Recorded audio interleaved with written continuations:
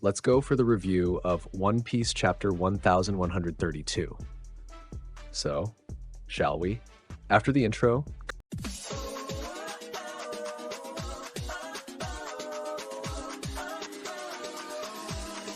cover story. On the cover of the chapter, we see that Yamato, Speed, and Otama have arrived at a rebuilding Udon. Probably the person who stole the sword and who is likely kidnapping people is from there. A prisoner? Let's see where Oda's cover story will go. The chapter begins with the Grand Eric arriving in Elbaf. A particular boy is very happy with the arrival of the giant's ship. This is Kulon, the same boy we saw talking to Shanks in chapter 1074.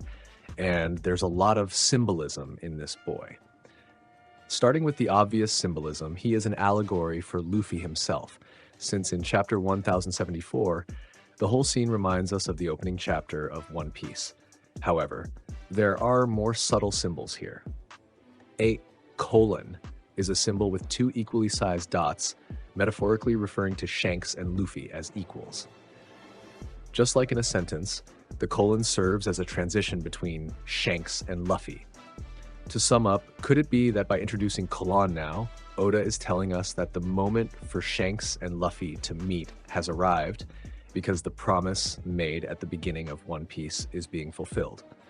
Although I find it difficult, I don't rule out the possibility of Shanks and Luffy finally meeting in Elbaf.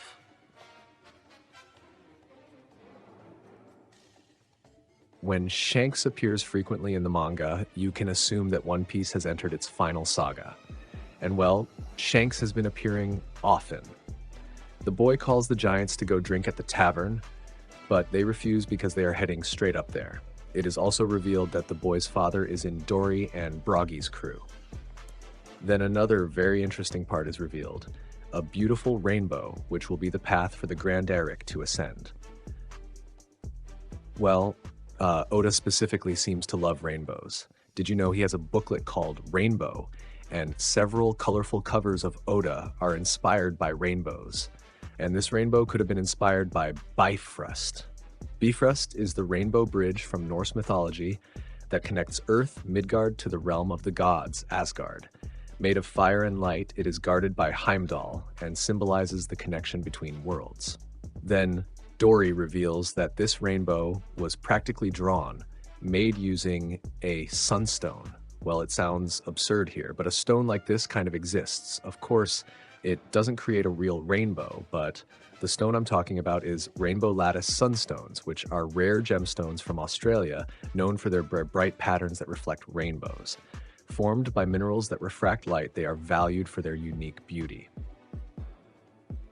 Now we also have the Viking sunstones.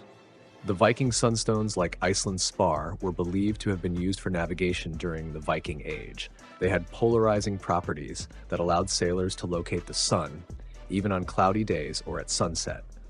The sunstone may have inspiration as a prism, transforming sunlight into a rainbow, just like sea prism stones absorb moisture. This idea reminds me of the cover of the album The Dark Side of the Moon by Pink Floyd, which shows a prism refracting light into a rainbow. Well, what is Oda cooking up here, huh? Just one note here about this whole scene. It's simply sensational, the interaction between Robin and Bonnie, who didn't leave each other's side in this chapter. It was revealed that there are 3 worlds in Elbaf: the Heavenly World, the Sun World, and the Underworld. Remembering that 9 worlds were somewhat expected due to the whole Norse mythology and Yggdrasil, but could these 3 worlds have branches? Explanation. The idea is that the 3 worlds or realms mentioned are parts of a larger concept, possibly related to a cosmic tree or a symbolic division between different spheres of existence. The underworld, where Loki is compared to a place divided between ice, frost, fire, brimstone, which reminds us of the battle between the 2 characters, Kuzan and Akainu, in One Piece. In Punk Hazard, Kuzan controls ice and Akainu controls fire, symbolizing a contrast between 2 opposing elements. This ice and fire concept could be a metaphor for the underworld, creating a parallel with the forces in conflict. The Sky Kingdom is likely a reference to Skypiea. The Sun Kingdom should refer to the world we know in One Piece. As for the underworld, this is a world we haven't seen yet. Could there be an underworld in One Piece? The same place where Imusama comes from? Well, it's almost certain that the proper entrance to Skypiea is through this celestial or sky world. In the second part of the chapter, we see that Luffy has left the underworld. Gerd and Goldberg recognize Luffy, and of course they are much friendlier. By the way, the scene with Gerd and Luffy high-fiving looks very similar to the scene with Shirahoshi and Luffy. Is this just a coincidence, or is Oda trying to tell us something here? Well, for many, once again, Luffy is using his Conqueror's Haki to win over another Nami clone. Could it be? But what stands out more here is when Goldberg asks what Luffy was doing in the underworld, and Luffy is in shock.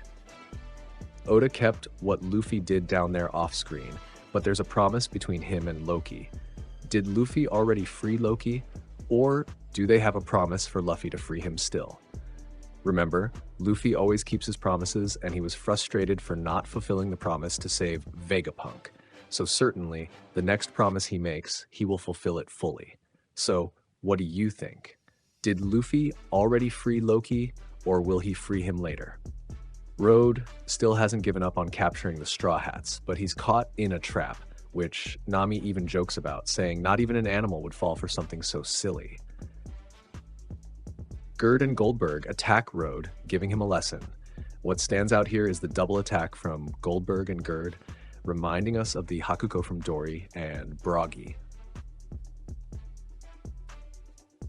I have a theory about this, but I'll save it for the next video. However, I believe this could be an explanation for why the Giants are known as the most powerful army in the world. There's a theory that has been gaining strength. Do you remember the silhouette of Loki giving a flower to Lola? What if the king of Elbaf tried to deceive Big Mom, and that wasn't Loki, but rather Road? Despite knowing we can't fully trust Oda's silhouettes, Road does resemble the silhouette shown. Finally, at the end of the chapter, we have the Straw Hats reuniting, something that caught my attention. I thought Oda would separate them for a longer period. The chapter ends with two specific parts. First, Elbaf is shown in all its glory.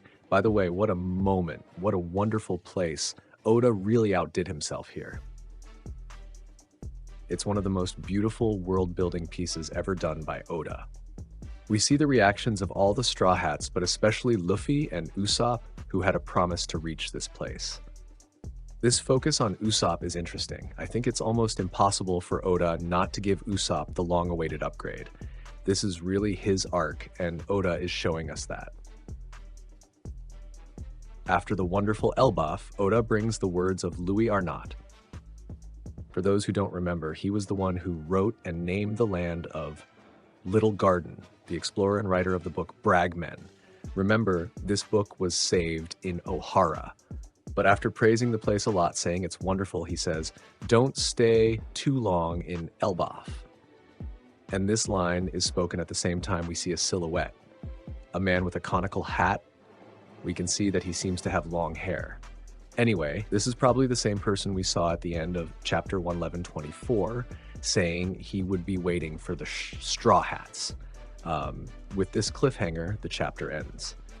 The two most discussed options for this character are Scopper Gaban and Shiki, the Golden Lion. Since he is probably the same character we saw talking to Crocus in a cover story, my bet goes to Scopper Gaban. Well, there are many theories to discuss, but I'll leave them for the next video. Remember, there's no break, so chapter 111-33 comes out next week. But what do you think? Did you like this chapter? Did you like Elbaf? And who is this mysterious character? If you liked the video, leave a like, subscribe to the channel, and activate the bell. That way you won't miss anything. Thanks for watching the video. See you next time, and thank you.